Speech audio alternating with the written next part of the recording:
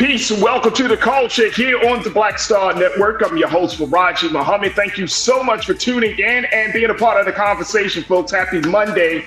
Today we got a great show for you. First, let's talk about the Little Rock Nine, how they are slamming the restrictions and the non-credit AP Black History courses in Arkansas. We'll talk a little bit about the ongoing situation about the attack on Black history. We'll have that part of the conversation. Also, former Maryland Governor Larry Hogan offers no labels as the party that could be a quote-unquote viable alternative to the two big nominations coming out of the Democratic and Republican parties. I'll share with you what the former governor has to say, and I want to have a conversation about it as well with you, crew. Also, later on, we check in with our resident doctor, family physician, cannabis expert, Dr. Bridget, MD, for this week's Reclaim Your Wellness, as she got some stuff to talk about as it relates to the cannabis industry and so much more. So, folks, join us in the conversation right now. We're streaming live on BlackStarNetwork.com, Amazon News. We're also streaming on YouTube and Facebook. But join us on our Facebook page under Roland Martin and be a part of the culture crew for the day right there on YouTube. So stay with us. We got a lot to talk about on today's edition of The Culture right here on the Black Star Network. Let's go.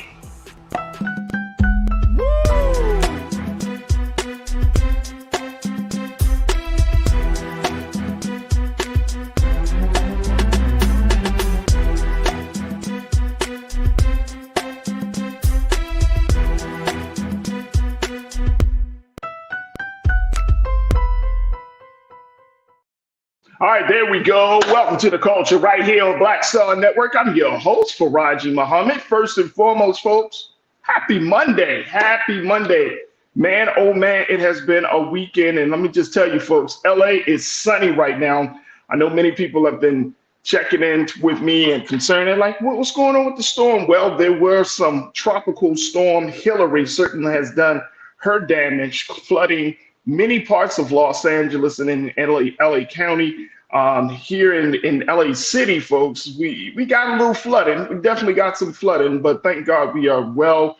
And of course, folks all across the city and around the county are still trying to pick up the pieces. LA's Unified School District has closed schools, which were scheduled to start today, but schools were closed today because of the aftermath of Tropical Storm Hillary, and power lines were down in some areas such as Palm Springs and other parts of LA County and Orange County and other areas. So, check on your family, check on your friends. If you have some folks living out here on the West Coast, and just let them know that your hearts are with them, their prayers are with them. Some areas obviously were hit harder than the others, but as of right now, is more down power lines and property damage, and not talk of fatalities, but was a serious rainstorm that it came through the area. So we just thank God that we're blessed to have another day here to be with you.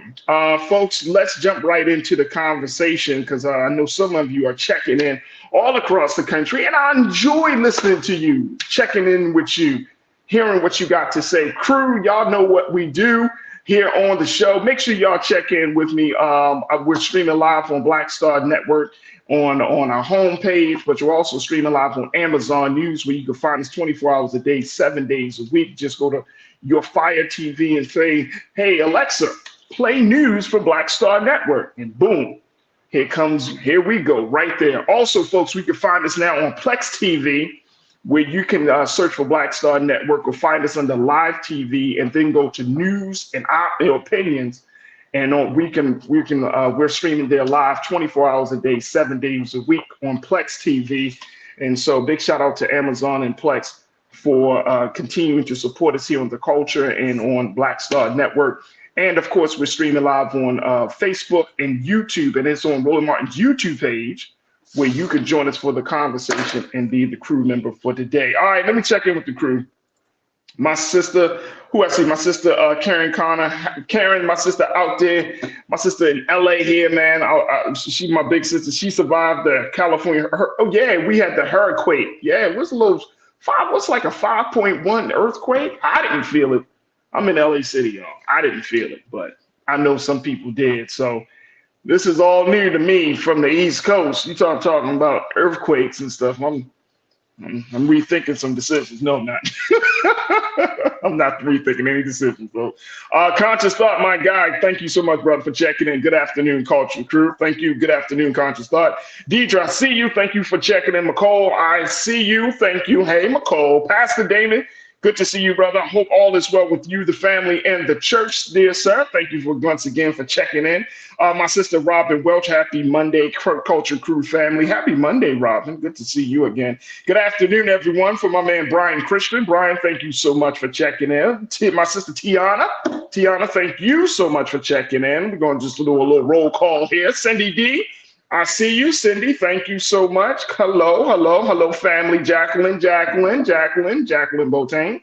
Thank you so much. Man of God, fist up. There it is, brother. Thank you so much, brother, for checking in. Anastasia Paget, peace and love. Happy Monday. Happy Monday, Anastasia. Hope you had a fantastic weekend.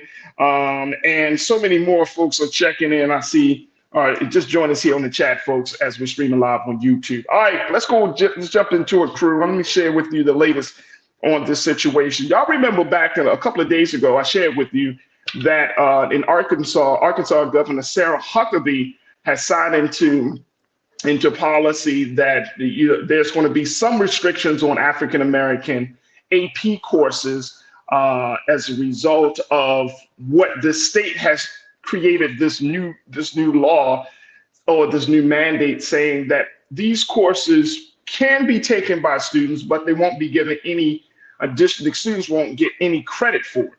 And as a part of this trend that we're seeing, especially from Republican-controlled states, that they want to kind of downplay and diminish, and in some cases erase history, Black history in particular. So we're seeing the situation in the state of Arkansas, given the fact that Sarah Huckabee used to work for President Trump. I'm not surprised that she's taking this stance on this situation. Well, Little Rock Nine, you know, that historic group of Black students who helped to integrate public schools in Little Rock, Arkansas back in 1957. There's several surviving members of the Little Rock Nine has come out and spoken out against this level of restriction and banning. Let me share with you the latest from NBC News here, folks, that these group of students who integrated the Little Rock Central High School in 1957 under threats of violence from white segregationists are denouncing the Arkansas Department of Education's restrictions on an advanced placement African American studies course. Terrence Roberts, 81 years old, another member of the Little Rock Nine, reflected on how the federal government's show of force wasn't always enough to protect Black children crossing the color barrier. He said all 9 of us suffered physically and emotionally. Of the first Black students attending Central High, he said one of the worst moments for him was when a white student wielding a baseball bat called him the N-word and said if you weren't so small before dropping the weapon and backing off. I'm thinking, wow, salvation by stature, he said. He said, at a bare minimum, he said there shouldn't be laws restricting their ability to learn or what they could learn, as he talks about where the future of education for Black students is going. There's a little picture of just some of the surviving members of the Little Rock Nine pushing back on this new policy from the Arkansas Department of Education's treatment of the advanced placement course. Again, folks, the state is not barring from taking the class, but has cautioned that the coursework may not count towards the state's high school graduation requirements. And the DOE of Arkansas argued that since the course is still being piloted, it's unclear whether it runs afoul of a state law signed by Governor Sarah Huckabee in March, banning the teaching of critical race theory. Crew, I would love to get your take on this very quickly. What's your take on this as the Little Rock Nine decides to use their voice to speak? I'm feeling empowered about this, y'all. I always feel empowered when some of the pioneers, some of the trailblazers from our past come forward and use their voice. So big shout out to the Little Rock Nine, the surviving members, their families, for not allowing things to just let them be. You got to say something. You got to say something. But look how deep this thing has gone, folks. The reality is that when we're talking about Black history, when we're talking about having a proper understanding and respect for Black history, that it goes so far back. We're talking about 1957. That was nearly what? Almost 70 years ago? 66 years ago. And so it runs deep. Nearly, I mean, if you think about that, that's a long time ago, folks. That's a long time ago. And they have to come back and use their voices to push this thing forward. That's how critical of a situation this is when you're talking about banning, restricting, not allowing credit for courses to teach Black history. What don't they want us to know? That's what I mean, underneath all of this stuff, that's the question that comes to my mind. Why are you so afraid to teach Black history in the schools? Now, some of us, but not on this network. Let me just tell you, on this network, on this show, on Roland Martin, on any show we have on this network, history is out there front and center. You cannot have a conversation about freedom, justice, equality, no conversation about liberation if history is not a part of the discussion. So why is it that there is so many attacks on history? There's this restriction, this ban. What is it about knowing your history that becomes a problem? Why is knowing your history problematic for a student to learn? I don't remember when I was in school, and y'all tell me if y'all remember this, crew, and then we're going to take a quick pause. I don't remember any time when I was in school where they're like, no, you can't teach Black history. But now they see that history, starting from the past, is a way to determine what the future is going to be. And in order for people to break out of this space that we find ourselves in, right?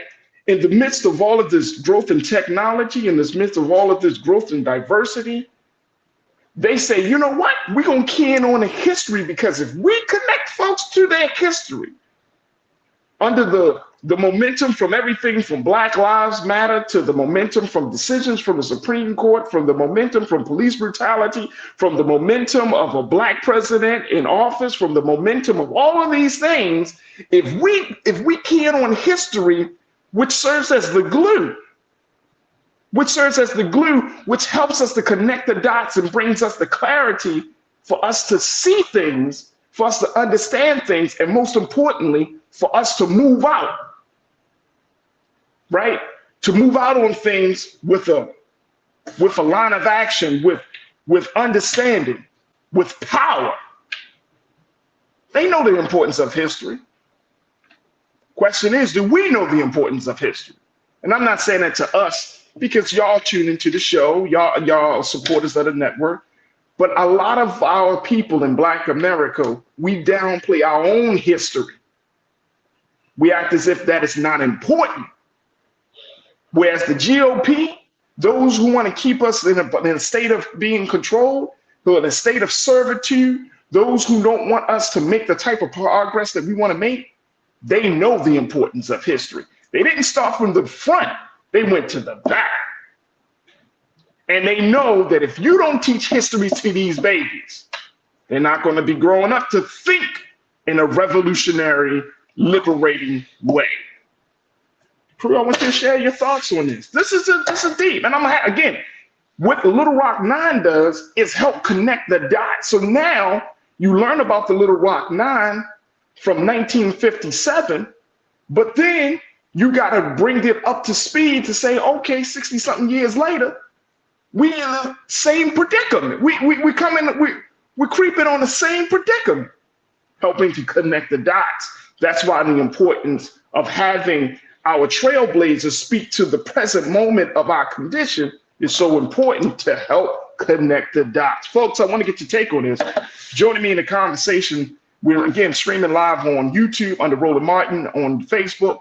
What's your take on this? Little Rock Nine's deciding to stand up and push back against this restriction on AP African American courses. Love to get your take. We got to take a quick pause. When we come back, Let's hear what you got to say. Stay with me, folks. We got a lot to cover in this first part of the culture right here on the Black Star Network.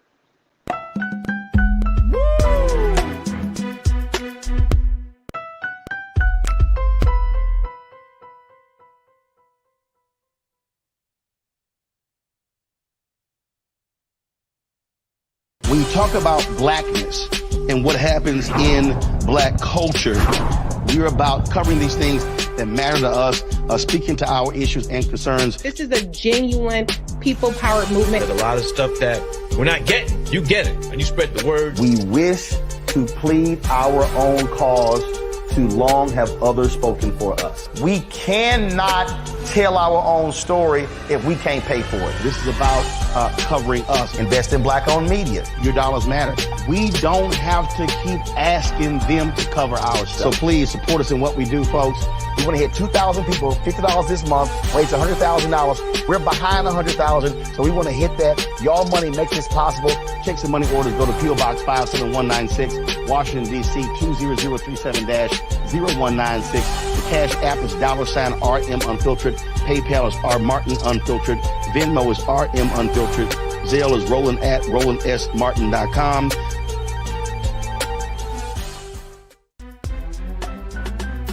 I'm Farajii Muhammad, live from LA. And this is The Culture. The Culture is a two-way conversation. You and me. We talk about the stories, politics, the good, the bad, and the downright ugly. So join our community every day at 3 p.m. Eastern and let your voice be heard. Hey, we're all in this together. So let's talk about it and see what kind of trouble we can get into. It's The Culture, weekdays at 3, only on the Black Star Network. Folks, Black Star Network is here. Oh, no punching! I'm real revolutionary right now. Support this man, Black Media. He makes sure that our stories are told.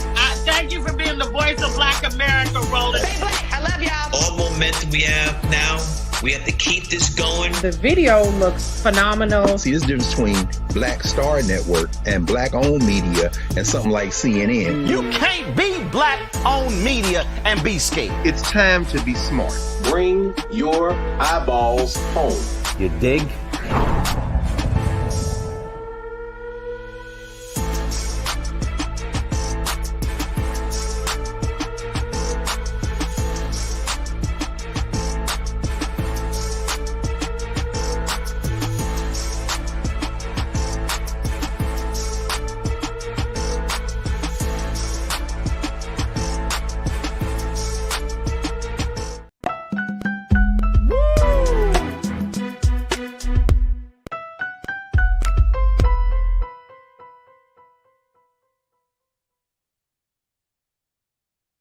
Folks, welcome back to The Culture here on the Black Star Network. We have been talking about how the Little Rock Nine, that historic group of Black students who helped to integrate Central High School in Little Rock, Arkansas back in 1957, 66 years ago, are the surviving, several surviving members of that group are speaking out and up and against this new restriction on teaching advanced placement African-American history within the Arkansas school system. They're speaking up as Governor Sarah Huckabee of Arkansas has decided to make it a law to not allow certain coursework to be accepted or to be used towards any credit for college admissions. This is coming from her office. This is coming from the Department of Education in Arkansas. And it has created, this is part of a nationwide trend that we have been talking about the attack on Black history. But my question is to us folks, is that why don't they want us to learn our history? Why do they attack the past in order for us to, even though we might be years away from that time frame, but it is critical that we understand why they attack the past. And I want us to frame this conversation in a different way, because I know people say it's about African-American studies, it's about learning history. Some folks will go as far as say, look, this is American history, and it's absolutely American history. But more importantly, this is an attack on the thinking of Black and brown and white students, folks. This is an attack on the thinking of students, So if a child, specifically Black children, don't know where they came from, I remember getting this little excerpts and tidbits. Y'all may remember this as well. Remember back in the day, when you were going to school in the 80s and 90s, they used to show you things like Eyes on the Prize videos, and they used to talk about those things, right? But there was a lot of visual imagery that was used in teaching those lessons in social studies and history and whatnot. So we're looking at a situation now that they want to not even just attack the history in terms of rewriting it or erasing it or not mentioning certain things, but they're also attacking and quote unquote insulting in the intelligence of Black students to not feel connected to who they came from, and most importantly, where they're going. So I'm so happy that the Little Rock Nine, this historic group of Black folks who made the revolutionary step to do something that they truly believed in was the right thing to do, which was to integrate the schools. And at that time, that was one of the most revolutionary things you could do. This is a simple thing of going to school. The simple thing of learning how to read. The simple thing of wanting to learn, which is a natural human desire. All right, folks, let's go to you, because crew, I want to hear your take on this. This is interesting. This is very interesting. All right, let me kick it off with, let me see. I saw a couple of, Cindy, my sister Cindy D, you said, I was ahead of my time. I talked about the Little Rock Nine last week. It all started in Arkansas. Separate but equal was never equal. Huckabee Sanders doesn't care. She's a white supremacist nationalist. Separate but equal, but never equal, and she doesn't care. Thank you so much, Cindy. McCole, let me see here. Not McCole, I'm sorry. You don't like my music. You say, according to the most recent anthropology, every human comes from the Great Rift Valley in Kenya. That's a little history. See, you start connecting the dots. Once you learn a little history and your mind get exposed to some consciousness, folks, we know that your mind can never go back to its previous place, its previous form. Once you start learning the truth, once you start learning history, and this is why they don't want us to know this, because we're in a time frame, and I got to talk about this, but I was reading an LA Times article just yesterday. It was talking about lies, damn lies in social media. That was the name of the column. And they were talking about the level of misinformation and disinformation that exists in social media today is unprecedented, right? But that's what gets to the root of it. It talked about how lies have created this polarization in this country, because when people start to accept the lies, whether it's the lie about 2020 election, whatever lie that it is, it does something to people, folks. It really does something to people. When you don't expose people to the truth, when you don't expose people to the past, right? And I'm talking about unfiltered, unabridged, just telling it like it is, right? You leave the door open for darkness to enter to that person's mind. You leave a door open for doubt to enter and suspicion. You leave a door open where a person is still might not be too certain or sure about who they are, where they come from, or who other people are, where other people come from. And it comes down to when you start lying to people, when you start trying to, it's a form of control that is very, very evil on its very root. This is getting evil, right? This is not just about, oh, we don't want to say because no, this is an all-out attack on the intelligence and on humanity and the very identity of Black people in this country. All right, let's go to Tiana. You said the level of hate in this country is crazy. I'm glad they spoke up. This was 66 years ago, not that long ago. Absolutely. Absolutely. Janelle, thank you so much, Tiana. Janelle, you checked in. You said the past prologues the future. Come on. This battle will only expand across the nation. Everywhere the GOP is not answered with swift revolt. We have to support every effort and sue the GOP when necessary. Well, we can definitely do that, Janelle. But I think your point is absolutely well taken. The past prolongs the future. So, we're looking at the present. And that's very interesting. Our culture, if y'all think about it, our culture is always focused and emphasizes the present moment, right? And we do. But then there are other things that you have to look at the past, and then you have to look at the future, right? If the past is one way it serves as it will give you a sign of what the outcome, what the future will be, right? So if you are teaching children misinformation about their history, and I'm talking about Black children, they learning about Black history, again, going back to, they might not learn about the Little Rock Nine.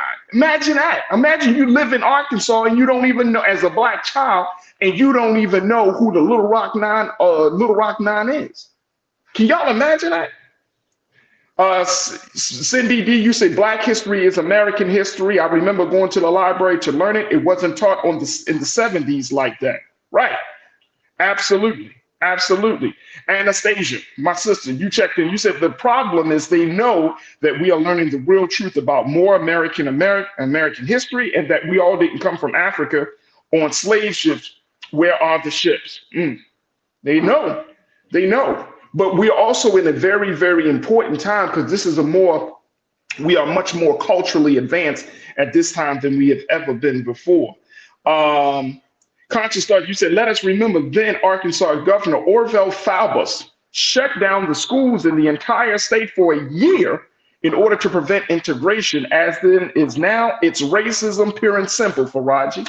You are absolutely right, Conscious Thought.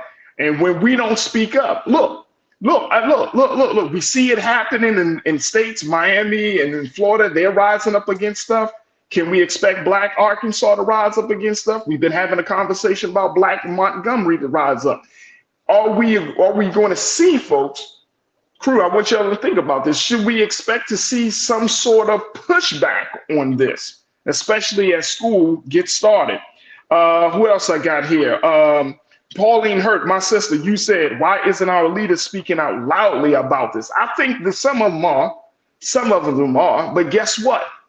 It's not the leaders' responsibilities anymore, because the leaders that we have often looked to for guidance, for instruction, first and foremost, we have, I think, a couple of things are at play here, Pauline, and you tell me if I'm wrong. One is that some leaders, when leaders do speak up, right, we're not all in concert with them. We don't always agree with them. We don't agree with their strategies. We don't agree with their tactics. We don't agree with their thinking and philosophy, right? So that's one thing. But then I think the next thing is that now we are really at a time, folks, where we can't depend on just a few when we know as the majority, as the many, that this is wrong. We have to be empowered to speak up on our own, right? So Black Arkansas has to stand up along with the Little Rock Nine and say, no, we're not taking this anymore. Let me hear this. Official Sanika checking in, my brother, thank you. You said Black history acknowledges our fight against white supremacy, which makes conservative white Americans extremely uncomfortable. Absolutely. I love that thought, bro. Thank you so much for posting that. And that's part of the reason I think they don't want us to see it. If they start seeing that we've been fighting for this thing for years, if your children and my children and our grandchildren and nieces and nephews understand that, look, one, we're still in a condition where we are oppressed, and they are using white supremacy, the ideas, the thinking of white supremacy to keep us in a space like this, and then you read history and you see how our people rebelled against that. It's a threat. It's a problem. It's a very, very big problem. So folks, we're going to have to see how this situation plays out. Again, big shout out to the Little Rock Nine for doing what they do and at least speaking up. But we have to connect the dots. We can't wait. We can't wait on other people. They kind of started the ball. We need to stand up as well. Folks, I got to take a quick pause. When we come forward, I'm going to share with you what one, it might be in the same context and category as this, but what former governor of Maryland, Larry Hogan, has to say about an alternative to the Biden-Trump nomination, as this country is really trying to figure out what's the next footing, what is the footing going to be politically as all of these things are happening. Stay with us. That conversation is up next here on The Culture on the Black Star Network.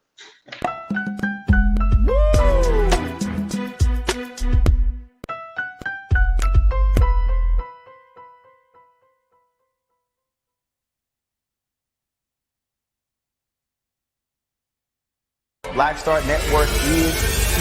Oh, no punch!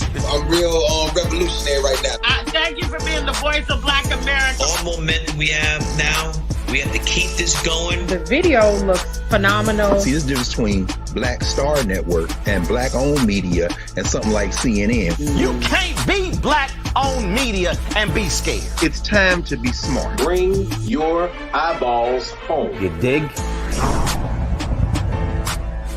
When you talk about blackness and what happens in black culture, we're about covering these things that matter to us, speaking to our issues and concerns. This is a genuine people-powered movement. There's a lot of stuff that we're not getting. You get it, and you spread the word. We wish to plead our own cause. Too long have others spoken for us. We cannot tell our own story if we can't pay for it. This is about covering us. Invest in black-owned media. Your dollars matter. We don't have to keep asking them to cover our stuff. So please support us in what we do, folks. We want to hit 2,000 people, $50 this month, raise $100,000. We're behind 100,000, so we want to hit that. Y'all money makes this possible. Check some money orders. Go to P.O. Box 57196, Washington, D.C. 20037-0196. The Cash App is $RM Unfiltered. PayPal is R Martin Unfiltered. Venmo is RM Unfiltered. Zelle is Roland at RolandSMartin.com.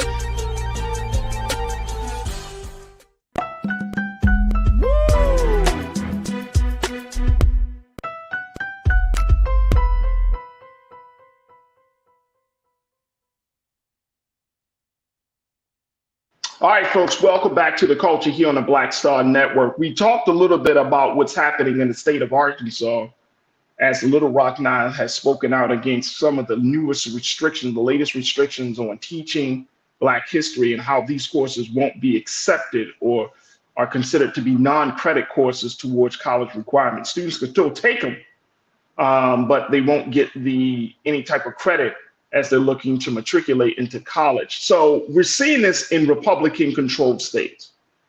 We're seeing a lot of pushback on where we are in this country. Folks, I can't express this enough. And we're at a time in this country where fundamental changes are being considered to how this country governs its people. And guess what, folks? Black America is right in the center of that conversation. We're right there in the center. So it's going to be very important that we're engaged and involved. I have my sister Karen Waters checking in with us last week to talk about the work she's doing in the city of Los Angeles. It's going to be very important that we get involved. And if not involved, at least stay informed. Hence why we have this show, why we got this network. Setting this up, and I'm saying all of this to say that we're looking at a time where we start to question some things. The big question about where we are in this country is the whole conversation around the two-party system, Democrats and Republicans. And as Democrats and Republicans, we are kind of going back and forth what the Democrats are doing, not doing, what the Republicans are doing, what they're not doing. It's an ongoing debate. And so there's one group called No Labels that is looking to provide a third-party alternative if it shows that President Biden is going to be the nominee and President Trump is going to be the nominee. I was recently coming across some information. Even though this man now has 4 indictments, been impeached twice, he's still considered to be a 42% favorite to be the nominee for the Republican Party. I want y'all to think about that. He's still considered to be the front runner. This week, on Wednesday, the Republicans will have their first GOP debate. Trump is not going to be there because he's going to be doing an interview with Tucker Carlson. And there's talk that he may not show up at any debate. This is the man that's the front runner of the party. He feels so comfortable with the lead and with the momentum that he's got, he feels like he doesn't need to really debate. Because let's be honest, folks. What agenda is he playing? What agenda is he actually going to stand on? Like what's is going to be his new ideas? We all know he probably will go if, and this is a big if he is considered to be the party's nominee, he's going to go on a revenge tour. He's going to take it out on his political opponents. We all know this. So we're at this point that we got to figure out, well, what does this look like for the two-party system? And most importantly, what does this look like for Black America? Well, this group, No Labels, they have been in, this is a bipartisan group of folks, both Republican and Democrats, who have come together, who are looking at the two-party system and saying that this is getting crazier and crazier. People don't have faith in this government. People are losing faith in the idea of democracy. We need to offer a different type of candidate. And so former governor of Maryland, Governor Larry Hogan, who is not a Trumper. He's a Republican, but he's not a Trumper. He put out this tweet, and Keenan, if we could pull up that tweet, bro, truly appreciate it. He put out this tweet, y'all, where he said, quote, "We're at a point where we've never been in this country, where 2/3 of the people are not interested in voting for the likely Democratic or Republican nominees. An overwhelming majority of people are completely fed up with politics, and they think Washington is broken. If Trump and Biden are the nominees, it's very likely that No Labels organization will get access to the ballot and will offer an alternative. If most of the voters don't want A or B, we have an obligation to give them C for the good of the country."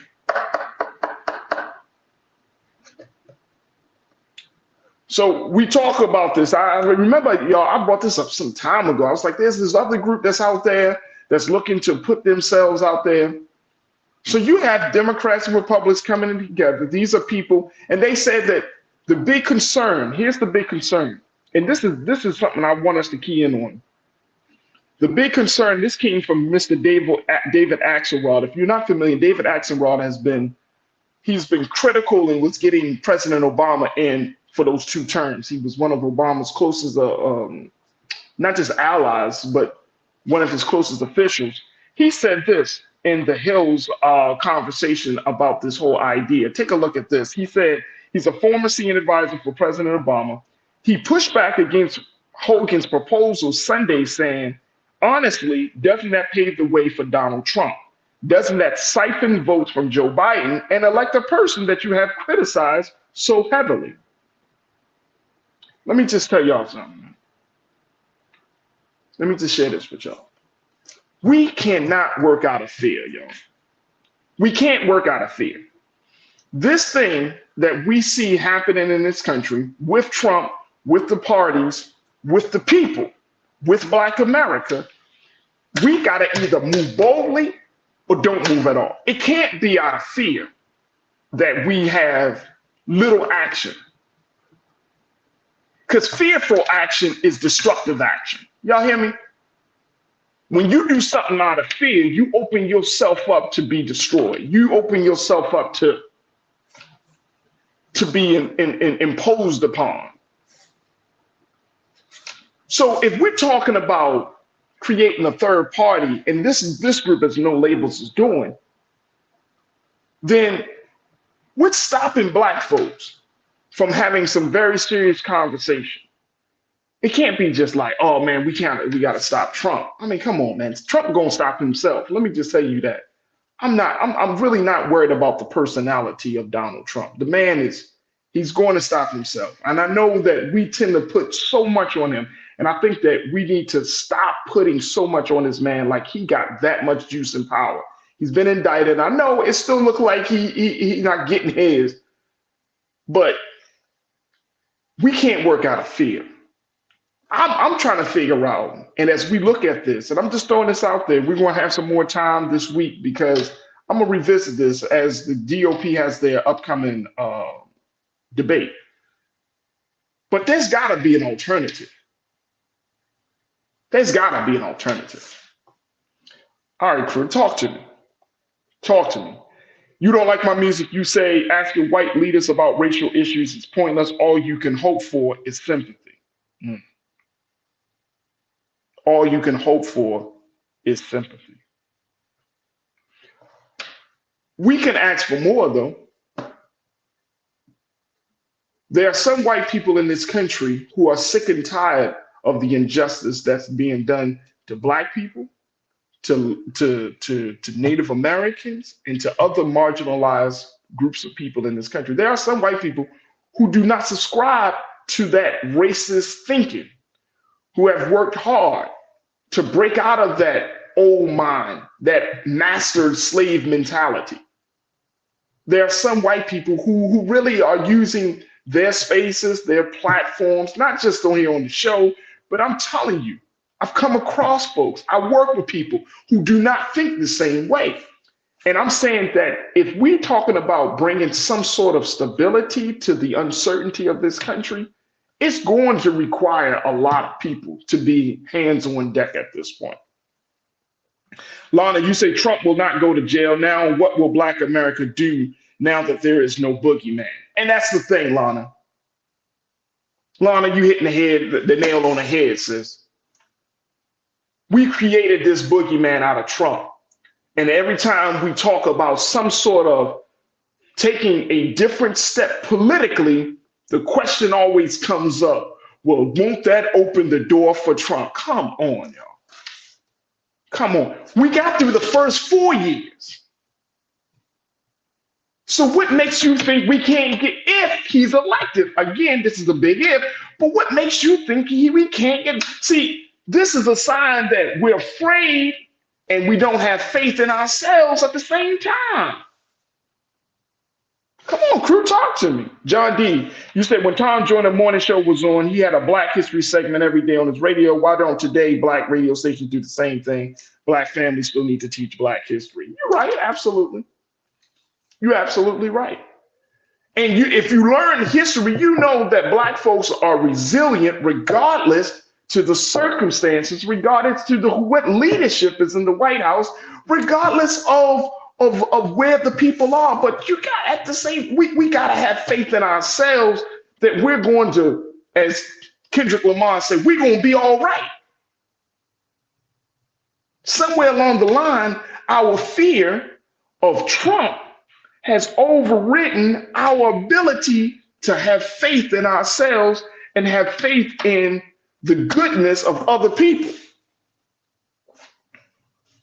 Come on, y'all. Y'all talking to me? Talia Hall, my sister, you said, yes, most people do give Trump too much power out of fear. Exactly, sis. I'm tired of having that conversation. I'm tired every time we talk, and I'm serious, y'all. I'm very serious. We're going to take another pause. I'm so sick and tired of people saying, well, what about Trump? What about Trump? Come on, man. Look, the GOP is imploding right now. They can't figure it out. They can't get it together. So you mean to tell me that if Trump is the GOP, the Republican nominee, that we should just what? Give up? Say, man, there's all is lost? We went through Reagan, Nixon, right? Two of the most conservative, Reagan, as they consider him to be the father of modern day conservatism. Nixon, who ushered in the war on drugs, which was a war against Black people. We went through all of this and we get mad and we afraid of Trump. Conscious Thought, you said we do not have the organization within the Black community to capitalize on the discontent among the masses. We're not organized. We're not organized as we like to think that we're not organized. I think we do have some organization. You go into the Black community, every community is organized in its own way. We just got to capitalize off the momentum. But you know what? I hear your point. But you know what we'll get to, Conscious Thought, bro? You know what will make us organized? When we get some fire under our asses. That's what organizes. Circumstances will force us to organize. When George Floyd was killed, you didn't have to call. Nobody had to ask us to go into the streets and protest. We just went to the streets on our own. When anything of circumstance came to happen in Black America, we just talked about the riverboat brawl. Do you think somebody had to ask those Black folks, hey, man, why don't you help somebody? That brother jumped into the water. We are organized. You know what the beginning of organization is? Being conscious, waking up from the slumber. Once you start to think differently, it's easy for you to organize. We can organize. All we got to do is plant a new seed of thought. about who we are, what time it really is, and what must be done, folks. We're organized. When we want to look, we always kind of make a joke. When we want to see things, when we want to go see Beyonce, we get organized. When we want to, when we making jokes about the white chair, we on one page about the white chair, but we can't get organized if there's an impending threat to our very humanity and existence. I don't believe that. I don't believe that. Young Sikh, you said if you have details in your demand for those whom you pay out of your taxes, you don't have to depend on sympathy, not a slave master mentality, but exercising power. That's where we are. That's where we are. Exercising power. See, I'm not asking us to do something crazy. I'm saying to us, why don't we actually consider doing something that's in our interest? No Labels is doing something that's in their interest. They're talking about presenting an alternative candidate. We're stopping Black folks from putting up some candidates. I'm talking about some real candidates. Y'all know what I'm talking about. Y'all know what I'm talking about. I'm talking about some real candidates. Why can't we get to that place? Why can't we have a different conversation? And I know some people say, well, if it's a Trump, that's fear talking. I can't hear that no more, y'all. I can't take it. I can't take it. Somebody tell me about the greatness. Trump is not God. I'm telling you, this is, we are not going to, look, that man was in office. January 6th happened. Look what has happened. Guess what? We've been blessed to live through that and move on. He is not God. He wants us to make it as if he's got the key to unleash hate. No, man, please. How is he going to unleash hate when it's our time to rise? How's that going to happen? We got to have a different conversation. I'm not mad at No Labels. You know why I'm not mad at No Labels? Is because they see a problem, and then at the same time, they're saying, here, we got to offer a solution. With Black America, unfortunately, because of our conditioning, we have been taught that when we see a problem, we run to some other person to solve the problem. We have lost the ability and the faith to see that we have the answers to our own problems. Does that mean that we come across as a certain type, that we just push people out the way, that we just disregard other people, that we don't build relationships and bring on allies? No. It simply means we at least need to really consider having a different conversation, because at the end of the day, you and I know this two-party system, the way this country is being governed, is not working. It's not working. I was always taught that 100% dissatisfaction brings about 100% change. We ain't dissatisfied enough. That's why when nothing is really changing at the speed we want it to change, we ain't dissatisfied enough. So look, the question is, when are we going to get dissatisfied? Don't let that riverboat thing tell you, oh man, we fighting back. I mean, it's a good little something, get the juices flowing, but that's not the real fight. That's not the real fight. Y'all heard what them brothers and sisters down in said Black Montgomery had to say. The real fight is getting us to have political liberation, economic security, educational liberation. That's the real fight. Yeah, we can knock some people out, but we got to keep that same energy. So I want us to just really think about this. All this week, God willing, we're going to have more conversations about third parties, and more importantly, as the GOP debate heats up, and as we get closer to that on Wednesday, I want to have more conversations about this, the viability, the sustainability, this idea of democracy. How can we have some different conversation as it relates to the issues, to the interests, to the concerns of Black America? That's the conversation I believe we need to have. Look, I got to take another quick pause. We're going to shift gears, but when we come back, folks, we're going to check in with our doctor, Dr. Bridget, MD, for this week's Reclaim Your Wellness. Stay with us. It's The Culture here on the Black Star Network.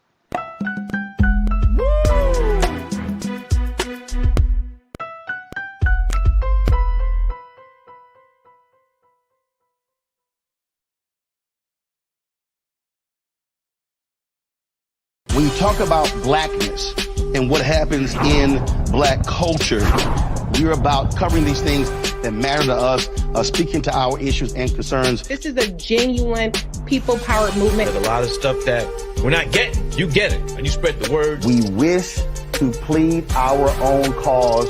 Too long have others spoken for us. We cannot tell our own story if we can't pay for it. This is about covering us. Invest in black-owned media. Your dollars matter. We don't have to keep asking them to cover our stuff. So please support us in what we do, folks. We want to hit 2,000 people, $50 this month, raise $100,000. We're behind 100,000, so we want to hit that. Y'all money makes this possible. Check some money orders. Go to P.O. Box 57196, Washington, D.C. 20037-0196. The Cash App is $RM Unfiltered. PayPal is R Martin Unfiltered. Venmo is RM Unfiltered. Zelle is roland@rolandsmartin.com.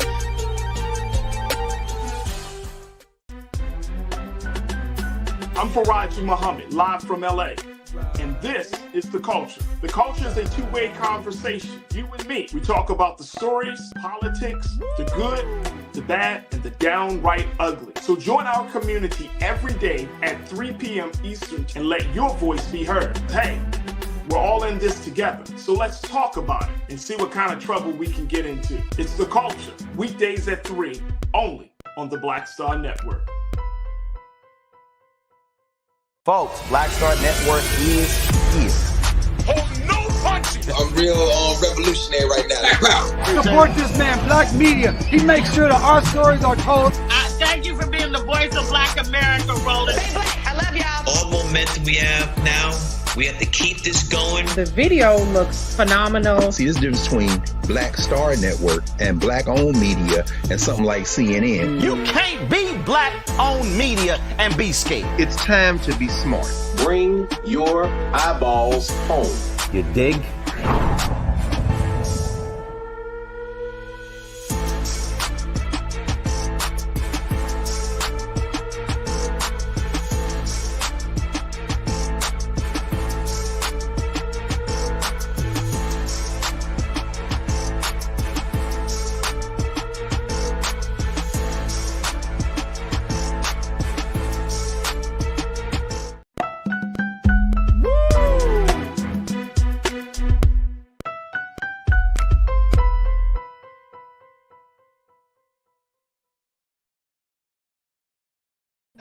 All right, folks, welcome back to the show.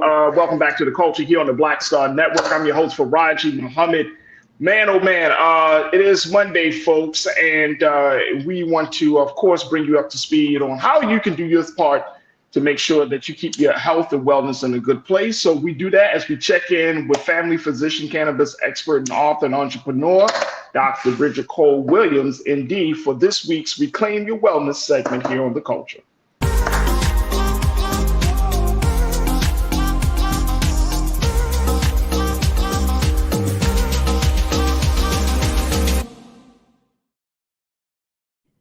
Doc, good afternoon. How are you? Great. How are you, Farajii? I know. Yeah, I was right there with you. I was right there with you. That's all I'm gonna say, Doc. That's all I'm gonna say. This is a lot of stuff for us to comprehend and understand.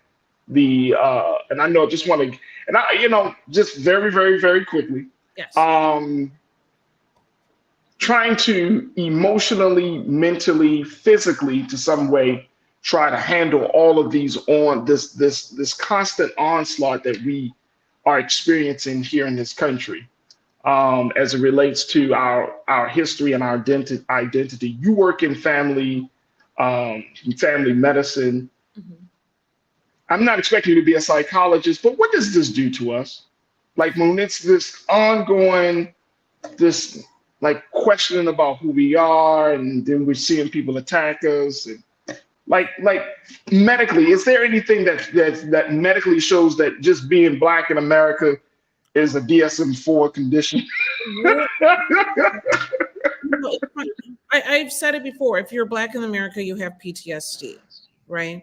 That the stress that it takes to be able to survive and flourish in this country puts us mentally in a place unlike any other group in the world, as far as I'm concerned. Yeah. So, as you were talking earlier, we're at a place that is new for us, but we're also in a place that's very familiar with our ancestors and with those that have come before us. We just have an opportunity to vocalize in a different manner. And so we have to be protective of the stress that it puts us under, without a doubt. It is also our opportunity to dig in and to make the changes and not be passive.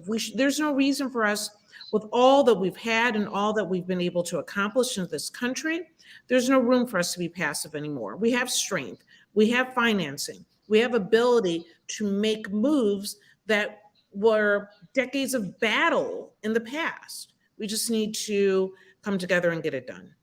That's absolutely right. Absolutely right. All right.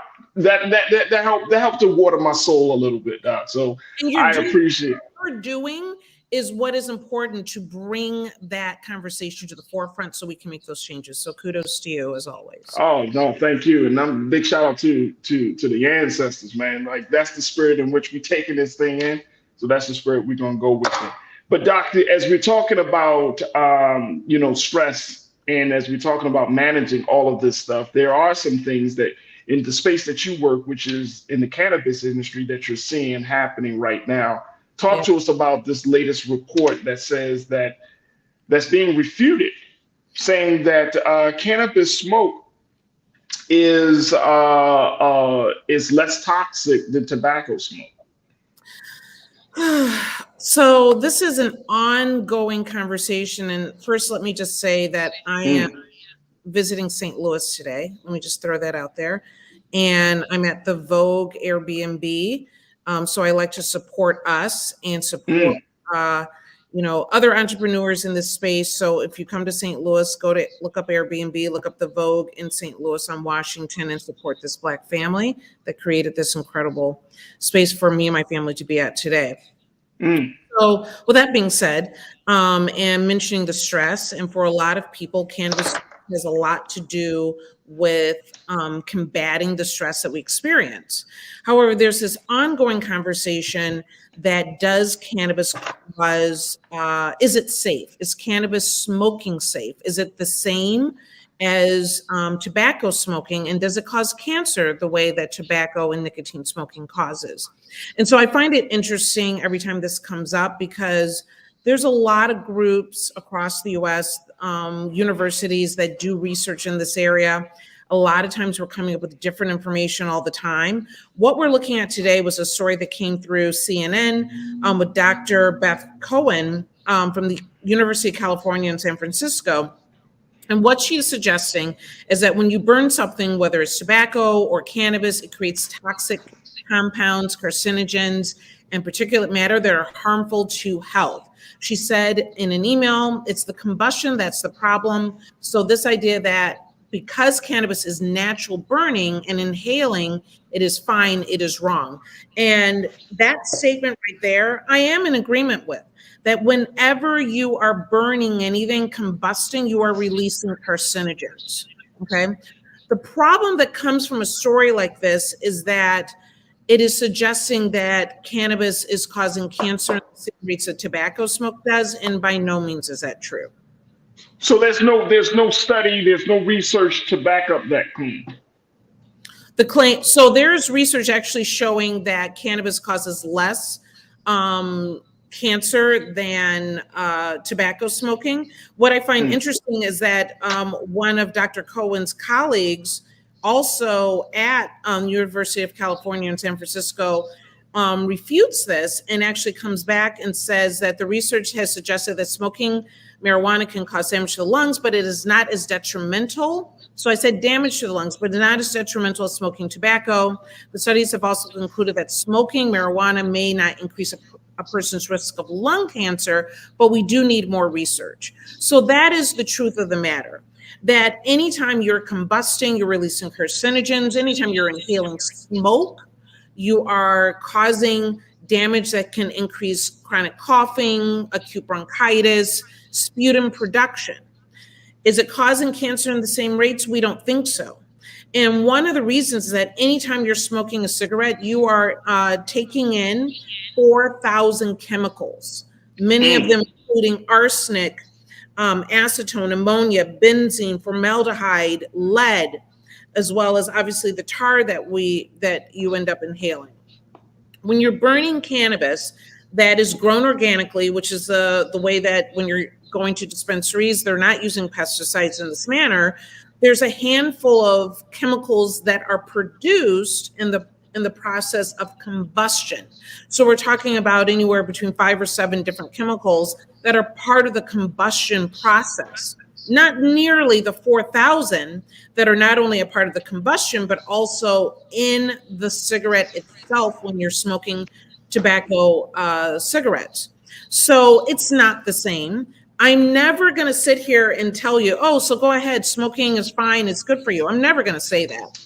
You know, in an ideal world, I don't want you to inhale anything but fresh, clean air. But smoking has been a part of cultures across the world for a very long time. And so keeping that in mind, temperance is probably the most important part of this.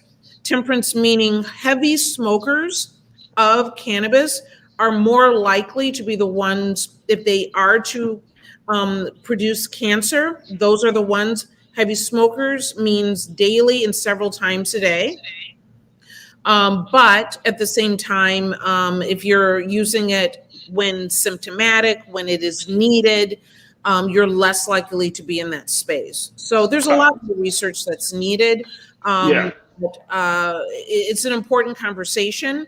And if I can make any suggestion to people, that if you are vaping, I'm not talking about oil cartridges. If you're vaping flower, that means you're getting flour, you're putting in a vaporizer.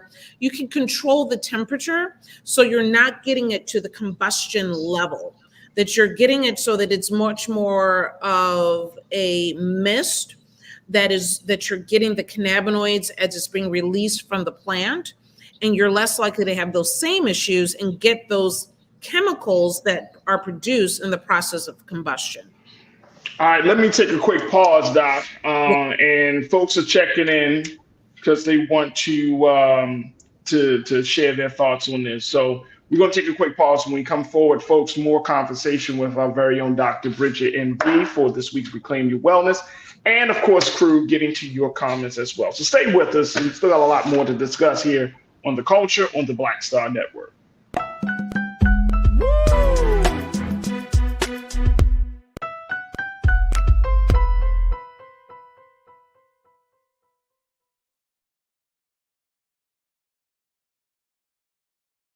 Folks, Black Star Network is here.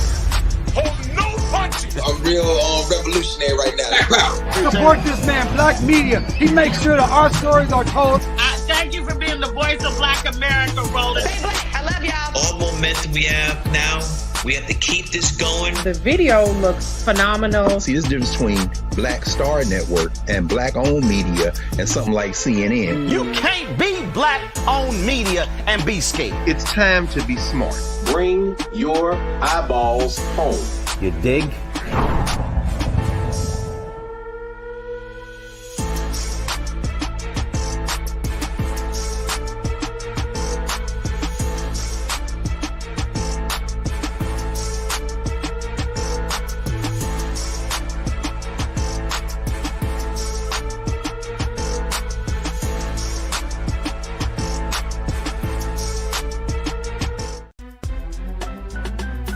I'm Farajii Muhammad, live from LA. And this is The Culture. The Culture is a two-way conversation. You and me. We talk about the stories, politics, the good, the bad, and the downright ugly. So join our community every day at 3 p.m. Eastern and let your voice be heard. Hey, we're all in this together. So let's talk about it and see what kind of trouble we can get into. It's The Culture, weekdays at 3, only on the Black Star Network. When you talk about blackness and what happens in black culture, we're about covering these things that matter to us, speaking to our issues and concerns. This is a genuine people-powered movement. There's a lot of stuff that we're not getting. You get it, and you spread the word. We wish to plead our own cause too long have others spoken for us. We cannot tell our own story if we can't pay for it. This is about covering us. Invest in black-owned media. Your dollars matter. We don't have to keep asking them to cover our stuff. So please support us in what we do, folks. We want to hit 2,000 people, $50 this month, raise $100,000. We're behind 100,000, so we want to hit that. Y'all money makes this possible. Check some money orders. Go to P.O. Box 57196, Washington, D.C. 20037-0196. The Cash App is $RM Unfiltered. PayPal is R Martin Unfiltered. Venmo is RM Unfiltered. Zelle is Roland at RolandSMartin.com.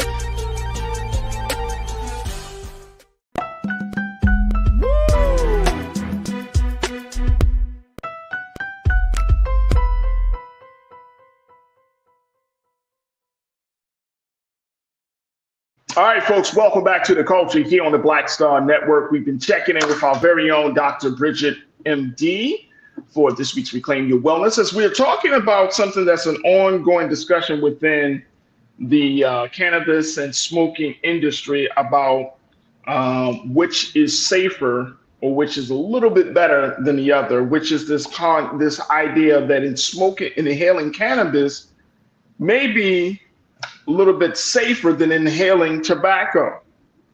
Now, this is coming out.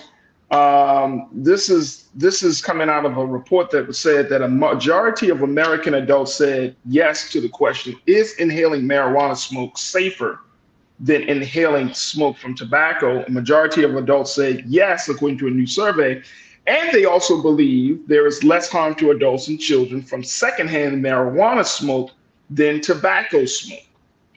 However, according to Dr. Beth Cohen, a professor of UC San Francisco and co-director of UC San Francisco's program in residency investigation methods and epidemiology, she said this is not true. So we had to bring on our expert, Dr. Bridget Cole-Williams, MD, who is a family physician. She's also a cannabis expert and author of the book Courage in Cannabis, Volume 1 and Volume 2. To kind of talk to us about what are we actually seeing. Is it true or is it not true? Now, Dr. Bridget, you've mentioned a point that there is research to show that marijuana smoke is not as damaging as tobacco smoke. Right. But there are still some chemicals that are being taken into the body, especially if you are a heavy cannabis user. And as you describe it, if you lighten one up 2 or 3 times a day, you know what I mean? Of course, you're going to get something happening to your lungs, folks. Like, you just got to be smart about it, right? Yeah. But I think it's interesting. Healing smoke. So yeah, it doesn't matter what it is, it's going to be a problem. It's going to be a problem. Let me share with you what some of the crew members are checking in, and we got a new crew member. So let me give a big shout out to the sister that just gave to us. I think her name is Anitra. There we go. Amitra Davis. Thank you so much for your support, bringing the Funk Fan Club Level 1. We truly appreciate you for checking in as you tune in to Dr. Bridget here. But here's what folks are saying, Doc. Let me make sure I'm pulling this up. You said that there were a couple of questions. One is questions about neurological issues. This is from Monkey Confessions in our chat. Mm-hmm. Neurological issues with the question mark. And then the second one is from, I saw another one about edibles. So can you speak to the impact of both of those things? First, let's talk about the neurological issues from cannabis smoke. What's the research saying about that? Okay, so there's a couple different layers to that. That CBD, which tends to be in very low amounts in smoking flower, because we've made this flower that's high in THC, but CBD and some THC can actually be neuroprotective, okay? But if you're using excessive amounts of smoke itself, when you're talking about combustion and you're talking about those chemicals, it can have some effect as far as neurological issues. Just like with tobacco, it can cause blue toe and there's a lot of things that can happen. However, it's not nearly as much. But what we have found is that just like we're talking about, does it cause cancer? Evidence also shows that THC can actually kill cancer cells. Okay. With neurologically, that if you're combusting and using excessive amounts, there can be some neurological issues. CBD and THC are actually neuroprotective. So there needs to be a balance there. At the end of the day, like I said, the less, temperance, the less you smoke, you'll be dealing with less of the consequences that happen when you're actually smoking and combusting. But cannabis in itself can actually be very protective. Crystal Jordan, and I appreciate you saying that, Doc. Crystal Jordan, you said the cannabinoids in cannabis can be beneficial when ingested or eaten. Learn more about the different terpenes, and you can eventually find the best strains for you. Talk to us about what Crystal is bringing up. Historically, we're kind of used to people that, we're used to this whole scenario of rolling the joint and smoking, and it's also kind of a social thing to do. But the fact of the matter is, as far as our ancestors, how did we use cannabis initially? We put it into tea. We ingested it. We drank it. We were eating it in different forms. That's probably the best way that you can actually take it in. There's over 100 or more cannabinoids that are accessible through the cannabis plant. We're learning more and more about them. We tend to talk about CBD and THC, but there's so many incredible benefits that you can get from these other cannabinoids. And if you take out the combustion part, you're going to be able to get better use of this plant. When it comes to the terpenes, that's really the magic in the sauce. The terpenes are the essential oils of the cannabis plant. They find that it has incredible medicinal value, and that the smell that you get from cannabis, and keep in mind, if you've got 100 different terpenes all mixed up there together, that's why it smells the way it does. There's a lot going on, right? It's a practical pharmacy in itself. But if you dig in, identify the terpenes that are beneficial for the conditions that you need to use. If you're eating them, if you're putting them, the flower into tea, what have you, you're going to get a better result without having to worry about smoking. I hear that. Cindy D, my sister, she said, what about newborn babies, Doc? Babies exposed to weed can die or be stillborn at birth. Many babies in our communities die due to the secondhand smoke. Can you speak to that? So there's a couple different layers to this. So I used to actually spend a great deal of my time as a medical review officer. So that means that when you got a job and got tested, urine tested for drugs for your new job, I was the doctor on the other end reading those results and reporting back. And so from the information that we understand about this, let's first say that secondhand smoke isn't someone that's walking by, okay, and they inhale it. Secondhand smoke is that you're basically in an incubator and you're basically taking the same amount of smoke that the smoker is for the most part. So hold on, Doc, because I think that's a good point that you're making. Yeah.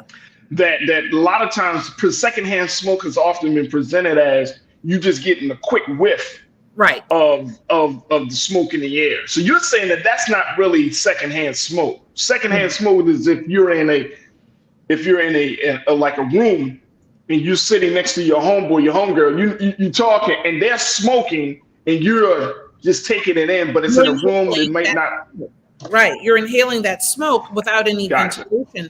The reason why I say this is because we had many people that say, "Oh, I was in the room while such and such was smoking," or "I was in the car."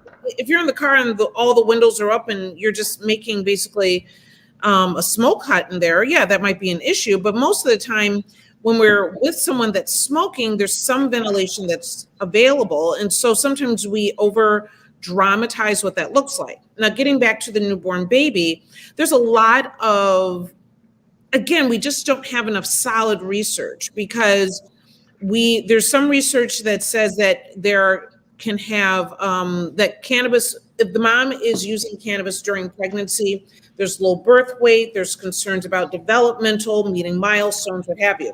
There's research on the other end of that says that children are not heavily affected by it. I think what we don't know is because it's hard to measure smoking in itself, and how people are taking it in. And inhalation for me and how deep that is and how much I'm getting, it might be different for you or, other people. We don't really have solid information because there's research that says that children are mildly, if not affected by cannabis smoke. And so, again, if you are pregnant, I highly suggest you quit smoking anything and everything for the benefit of your child. Okay. I think there may be some minimal cannabis use that could be helpful for nausea or other issues that pregnant women might experience, but I don't recommend smoking to get there. To balance that out, just like we have categories for pregnancy and lactation, there's some medications that we consider safe, category A and B, and there's other medications that we consider only if necessary, which is more like a category C, which is where I would put cannabis. So we have to have temperance in using this. And if you're an excessive user, if you have no balance in your use, if you're having to use more and more of it to be able to get to the same therapeutic level, whatever that means to you, in using it, you need to take a break. There are things called tolerance breaks, where you're stopping for about 5 days to rebuild your receptors, to balance your body. THC mimics some of our natural endocannabinoids, but it does not do everything our natural endocannabinoids do. And when we have excessive amounts of THC, we're suppressing those endocannabinoids. And now, even though our endocannabinoid system creates balance in our body, too much THC use will actually pull us out of that balance. So be mindful in use. Namre Abioye, you said, I suppose the pros and cons around smoking cannabis all depends on the suppliers. I know there are licensed cannabis growers, distributors, but not everyone source their cannabis from legit suppliers. And then other crew members in the chat, Doc, that is also saying that if you grow if you're getting your supply from organically grown or quote unquote homegrown, without all of the extra stuff added to it, that it's not as damaging. So talk to us about this piece that Namre brought up, which is about licensed cannabis growers getting it from a certain supplier. How does that work, especially in places like California, Colorado, where you have all of these dispensaries that are popping up, and you're not asking those questions like, oh, well, is this organically grown? You're just like, oh, okay, what's the THC? What's the, you're asking those other questions. So talk to us about that. So I highly recommend, I'm not against the home grow. And if your cousin is a master grower and you want to, get some of your supply from your cousin, that's fine. But at the end of the day, I want to see a lab test or know that a lab test is available for anything that you're buying. Because at the end of the day, if you are using anything that everybody doesn't grow the same, even if they're not using pesticides. And so you want to get something that has what you want in it, has the terpenes that you want in it, has the cannabinoid profile that you want in it, and that that there's no mold or bacteria or anything else. And if you have lab testing, that's what it shows. The reason why one of the reasons why nicotine tobacco smoking is as bad as it is because it's covered with pesticides. And we already know from our food supply, heavy amounts of pesticides cause additional problems, right? So you want something that is grown as organically as possible. You want something that has the medicine in it that you're looking for. And that's what you will find from lab testing, and that it doesn't contain mold and fungus and bacteria and metals and that you would get if it's not grown properly. So there's a good reason why we have the dispensary system that we have, but we also have to take responsibility for our own health. Oh, absolutely. Absolutely. Look, we got to take a quick pause, Doc. When we come forward, as we're talking about this cannabis in terms of the smoke, let's talk about how in the state of New York, they're putting up some walls for folks to even get licensed to open dispensaries, especially those who have been penalized and thrown into the prison system, came out of the prison system looking to open up a dispensary, and now they can't. Yeah. So is this about cannabis, or is this just straight racism? What are we looking at? So get your take on that. Crew, stay with us. We're going to continue our conversation with Dr. Bridget, MD, for Reclaim Your Wellness right here on The Culture on the Black Star Network.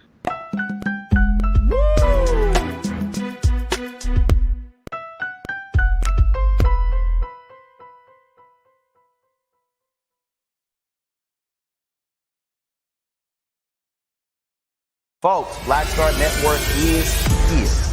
Oh, no punches! I'm real revolutionary right now. Support this man, Black Media. He makes sure that our stories are told. Thank you for being the voice of Black America, Roland. Stay black. I love y'all. All momentum we have now, we have to keep this going. The video looks phenomenal. See, this difference between Black Star Network and black-owned media and something like CNN. You can't be black-owned media and be scared. It's time to be smart. Bring your eyeballs home. You dig?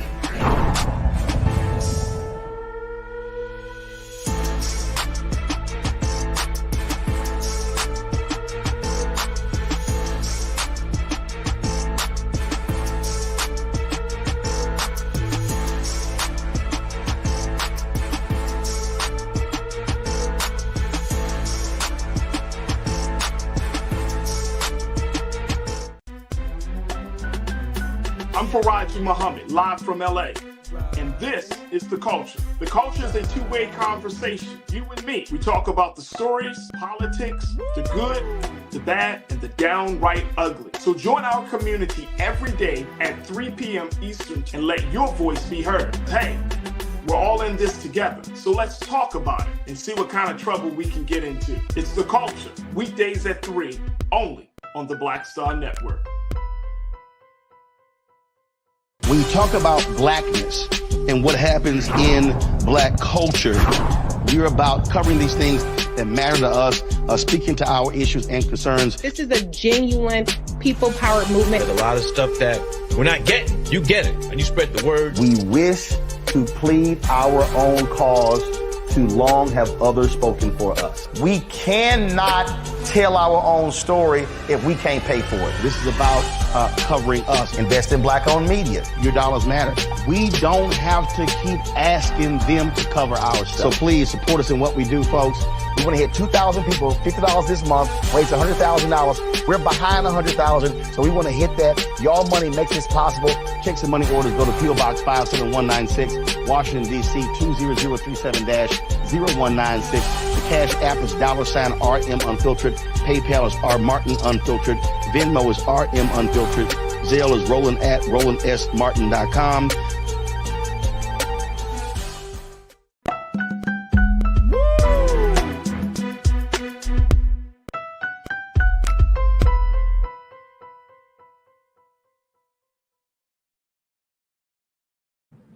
All right, folks, welcome back to The Culture here on the Black Star Network. Your host, Farajii Muhammad. Checking in with my sister, our doctor, family physician, Dr. Bridget Cole-Williams, MD, for Reclaim Your Wellness, as we're talking about cannabis smoke and the ongoing battle to open up the regulation and the opening of dispensaries, especially for among Black entrepreneurs within the cannabis space. Let me bring my sister back into the frame. First and foremost, Doc, we got a lot of smokers in the chat.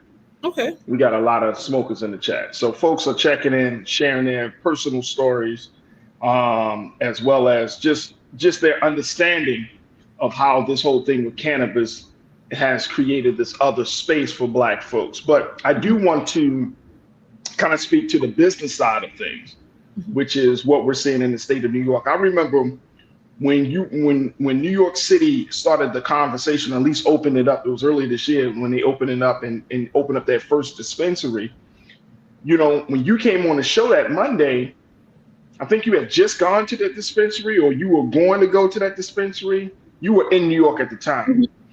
And kind of sharing with us like how this is a new space, especially among for Black entrepreneurs. Well, this is the same state. In that same breath, New York is now under great scrutiny because they're, according to the latest report, take a look at this. This is coming from the Griot, folks. The New York Supreme Court Justice Kevin Bryant, and he blocked the state from processing or issuing marijuana dispensary licenses with an injunction that faulted regulators for creating a program that is at odds with the state law that legalized the drugs. The order represents a severe setback for the state's legal marijuana industry, which has been defined by a slow licensing rollout, a glut of excess marijuana crops and legal challenges that have allowed an illicit market to boom. The veterans' lawsuit argues that state marijuana regulators improperly limited the initial round of licenses to people with prior marijuana convictions rather than a wider group of so-called social equity applicants included in the original law. The judge last week temporarily blocked the state's program as legal arguments in the case played out, with Friday's order extending the shutdown. All right, let me break this down. Let's break this down for our folks to understand on this, Doc. This judge said you can't issue a license to a dispensary license to anybody that essentially has a prior marijuana conviction. So when you have Black folks who are coming out of the prison industrial complex, looking to kind of, start another chapter in their life, looking to become entrepreneurs and essentially getting into the dispensary space in the state of New York, they're putting some blockages, they're putting some red tape up for you. Talk to us about this. And do you agree with what the Grio's saying? This is a quote unquote severe setback for the industry and severe setback for Black entrepreneurs. So it's without a doubt an ongoing setback and confusion in the state of New York. It never ends there. So typically what happens that you see states that create social equity programs means that they provide or allow as licenses to first go to people that have been affected by the war on crime, people that have lived in the neighborhoods, that have had drug convictions themselves and been imprisoned. They first give them the first round of licenses. Okay. I have friends in New York that were a little mad because they might have had a conviction, but it wasn't a drug conviction and they didn't get that opportunity. Okay. And so they wait until their opportunity does arise. What you see happen is that the veterans have said, wait, we want first pick. Why are we not included in this first round? So we're just going to put a hold on all of this, as well as they don't specify, but other disenfranchised groups as well are standing behind the veterans. So I'm not sure exactly what that means. I mean, what's happening? But Doc, what's happening on the ground? Like when you were there last, having these conversations about opening up dispensaries, and I know, like here in Los Angeles, like if you go to the Crenshaw area, the Leimert Park area in South LA, I mean, they got dispensaries. Black women are owning dispensaries. I mean, it seems like everybody's getting in on the game, right? So what is New York? What do you think is New York's ultimate goal is with the situation? If they're blocking licensing, are they trying to push back on Black folks entering into the market space? Or I mean, what is really going on? I just think that as cannabis has crossed the U.S., that you're dealing with a very litigious group, that something doesn't go their way, let's put a hold to it and let's block it. The fact of the matter is what we learned in kindergarten was how to stand in line. And what some people don't like is who's standing in front of them in line. Okay. And I don't have a problem with the fact that they gave the first round to people that were in prison, that had drug convictions. I don't have a problem with that. And that other minority groups or people that have been disenfranchised, they will get their opportunity next. The fact of the matter is every time someone gets upset, they're putting a hold, and the whole system in New York is already messed up. As you know, that they have these illegal shops. Usually an illegal shop means there's something going on in the back room. In New York, illegal shops have neon signs saying cannabis here, come in here and buy weed. I've never seen, how is it, they're in broad daylight and they're everywhere, okay? Yeah. And so while they continue the slow rollout and stalling of these licenses for people who honestly are putting a lot of money into it, they have investors, they're pushing all of this energy, and they keep getting held back, sometimes they lose their funding, their backing, they have dates, they have requirements to paying back money with all of this going on, and it's causing more and more problems. And these illegal shops only continue to grow.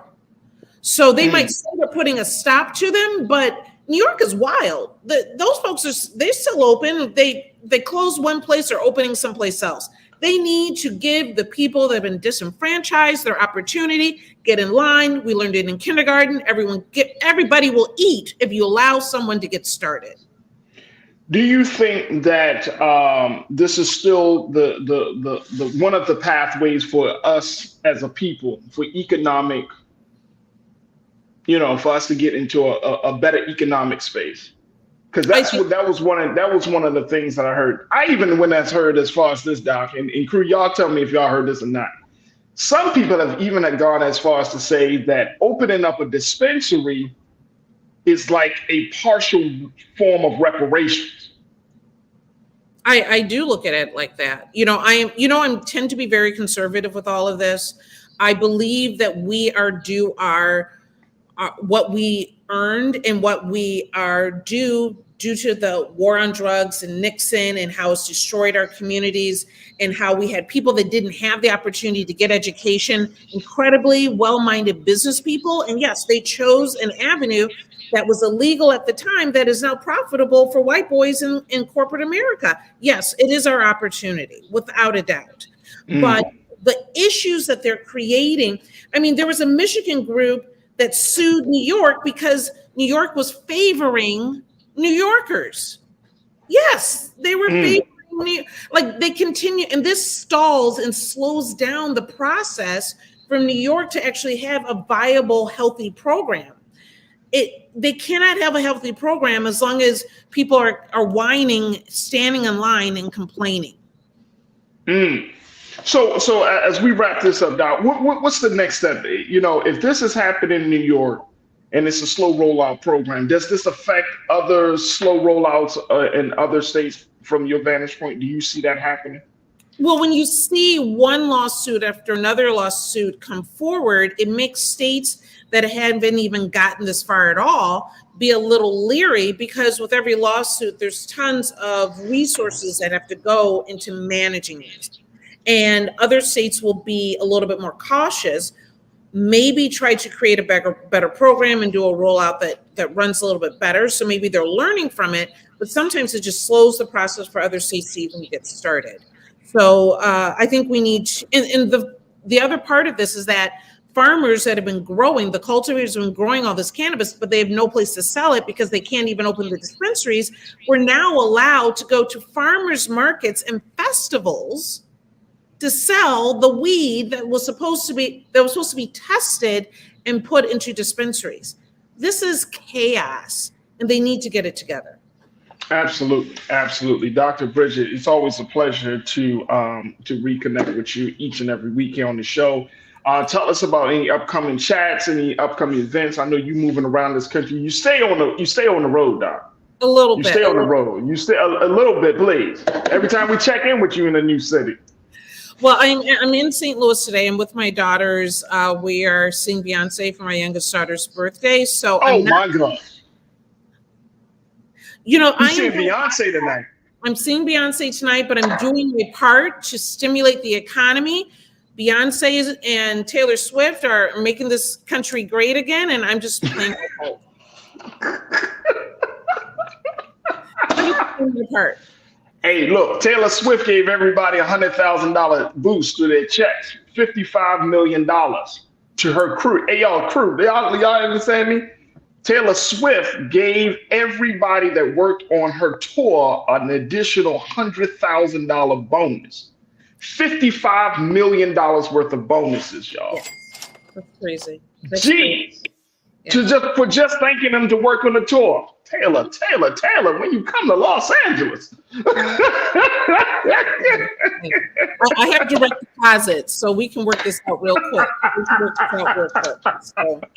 I hear you. All right, Doc. So tell us how folks can follow you on all social media as you're doing your work. Absolutely. So typically after the show here, half an hour later, I do the after chat on Dr. Bridget MD. You can also find me on drbridgetmd.com. Today, I won't do the after chat, but I will go live and let you experience a little bit of St. Louis and the concert with me today. And that's my little self-care and mental health wellness. So I'll let you kind of be a part of that as we go to the concert this evening. Hey, Dr. Bridget, you could just, I mean, you're amongst family and friends. Did Beyonce give you a personal invitation? No, I don't know why you say stuff like that. No. What do you mean why I say stuff like that? Because you're like in those spaces. No. Come on. No. I wish, but this is for her 16th birthday, and so we're excited to celebrate. That's what's up right there. Dr. Bridget, MD. Y'all can follow her on all social media spaces, folks. Make sure y'all follow her. The sister is absolutely phenomenal. She's an author. She's an entrepreneur. And she can be seen here weekly as one of our great weekly contributors here on The Culture on the Black Star Network. Dr. Bridget, thank you so much, sis. Enjoy the concert with your daughters. And God willing, we'll reconnect with you next Monday for another exciting edition of Reclaim Your Wellness. Thank you for being good to the culture, for the culture, Doc. Thank you. Absolutely. All right, folks, we got to take a quick pause. When we come back, let me share something with you from Trends Post and Doing the Most. Stay with us. It's The Culture here on the Black Star Network.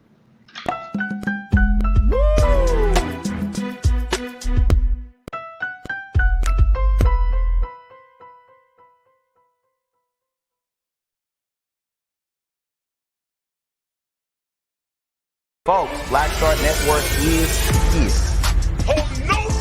I'm real revolutionary right now. Support this man, Black Media. He makes sure that our stories are told. Thank you for being the voice of Black America, Roland. Stay black. I love y'all. All momentum we have now, we have to keep this going. The video looks phenomenal. See, this difference between Black Star Network and black-owned media and something like CNN. You can't be black-owned media and be scared. It's time to be smart. Bring your eyeballs home. You dig? Pull up a chair, take your seat at the Black Table with me, Dr. Greg Carr, here on the Black Star Network. Every week, we'll take a deeper dive into the world we're living in. Join the conversation only on the Black Star Network. Hatred on the streets, a horrific scene, a white nationalist rally that descended into deadly violence. White people are losing their damn minds. As an angry pro-Trump mob storms the U.S. Capitol, we've seen shootings. We're about to see the rise of what I call white minority resistance. We have seen white folks in this country who simply cannot tolerate black folks voting. I think what we're seeing is the inevitable result of violent denial. This is part of American history. Every time that people of color have made progress, whether real or symbolic, there has been what Carol Anderson at Emory University calls white rage as a backlash. This is the rise of the Proud Boys and the Boogaloo Boys. America, there's going to be more of this. Here's all the Proud Boys, guys. This country is getting increasingly racist in its behaviors and its attitudes because of the fear of white people. The fear that they're taking our jobs, they're taking our resources, they're taking our women. This is white fear.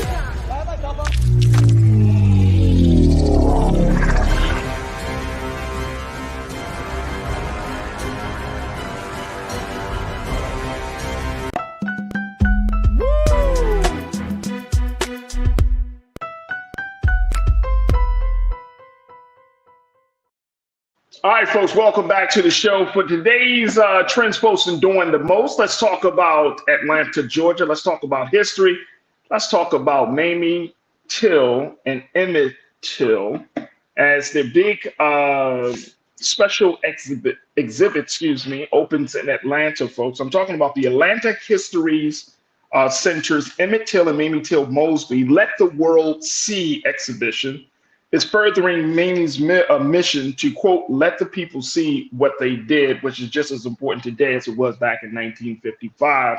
Now, this exhibition is a little bit different because it's offering a more unique and more intimate account of what really happened, being told through the firsthand account of Emmett Till's cousin, Reverend Wheeler Parker. Now, Reverend Parker actually accompanied Emmett to Mississippi from Chicago. He was there the night that Emmett was kidnapped and during all of the horrific events, according to Miss Kristen Witherspoon, who serves as the Atlanta History Center Vice President of digital storytelling. She said, quote, "It's really important that people hear this story from his vantage point as someone who was there. He's able to give interesting insight into who Emmett was even before he came to Mississippi. He was jovial, he was happy. I think people forget that he was a child." That's absolutely true. To Miss Weatherspoon's point, I think that is true. We have put Emmett Till as this person, his life, his death is a pivotal moment in our history. But at the end of the day, folks, he was 14 years old. He was a baby. He's still a child. And so if you're in Atlanta and you would like to see or gain more history into this part of the story, into this part of our history, you can definitely check out the Atlanta History Center's Emmett Till and Mamie Till Mobley Let the World See exhibition. And it's happening now. It runs all the way through September. Let me just pull up the dates on how far this is going to. Yep, this is going to be running all the way through September, folks. From August 5th through September 17th, the touring exhibition. It was created in collaboration with the Emmett Till and Mamie Till Mobley Institute, the Emmett Till Interpretive Center, the Till family, and the Children's Museum of Indianapolis will all be on display in Atlanta. And so this is going to be another opportunity to learn some history, especially down in Atlanta. I know we got some crew members down in Georgia. I know we got a lot of crew members down in Georgia.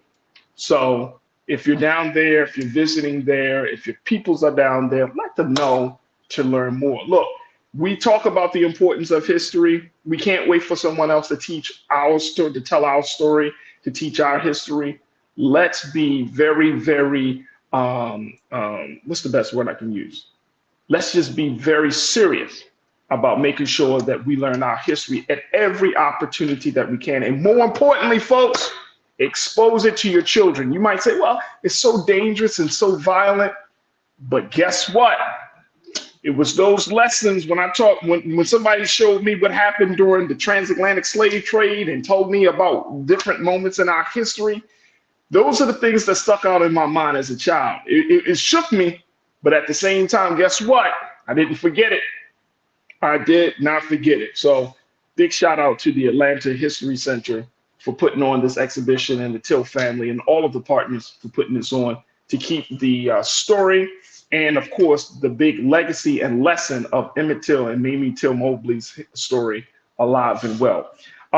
Folks, that's going to do it for us. I thank each and every one of you for checking in. Big shout out to Terrence Renberg, another member who has shown his support for the Bring the Funk fan club at a level 1. So Terrence, thank you so much. There we go. Let me go back to Kina. Let's give a little something for our sister Amitra. We didn't do it because Dr. There we go. There we go. And if you haven't had a chance to donate to show your support for Black Star Network, go to our website today, folks, at blackstarnetwork.com. And that is the website, that is our home website where you can download the app for free. You can share the content. Most importantly, you can stay notified of all of our programming, special programs, special streamings that we're doing. But this is the place, this is the digital media space that we have these conversations on each and every day, from the show, from the culture to the Black Table to all of the dope shows that we have here. Of course, our major show, of course, is Roland Martin Unfiltered, hosted by our brother and founder, Brother Roland Martin. So Black Star Network should be everywhere on all of your devices. Follow us on social media, Black Star Network. And of course, we can be seen on Amazon News, on your Fire TV, on Plex TV. We are all over the place. We're expanding the platform. So your support helps us to get this word out there. And we thank you for your support. All right, folks, make sure you follow me. You can follow me at Farajii Muhammad. I'm at The Real Farajii on Instagram. I'm on Farajii on Twitter and on Facebook and on Threads. Just make sure y'all follow us. We would love to connect with you. So I appreciate all of you for checking in. I thank you to my dynamic production team. I thank Maddie, Chris, Joel, Shannon, and of course my man King Keenan for making us look and sound good. Stay tuned. Up next is Roland Martin Unfiltered. Crew, I cannot thank y'all enough. Big shout out to the new members of the Culture Crew. Come on back tomorrow. We would love to connect with you. Wednesday, folks, is the GOP debate. We're going to be checking in with our sister Suzette Speaks. She's going to check in and share her thoughts about that as we get ready for that. And again, all this week, let's have some bigger conversations about where we are in this country, about the state of democracy as it relates to Black America. So we're going to continue our conversation about that. As always, never be afraid to challenge what's wrong, stand for what's right while being yourself in the process. God willing, we will reconnect very soon for another exciting edition of The Culture, right here, exclusively here, only here on the Black Star Network. Have a great evening. Talk to you soon. Peace.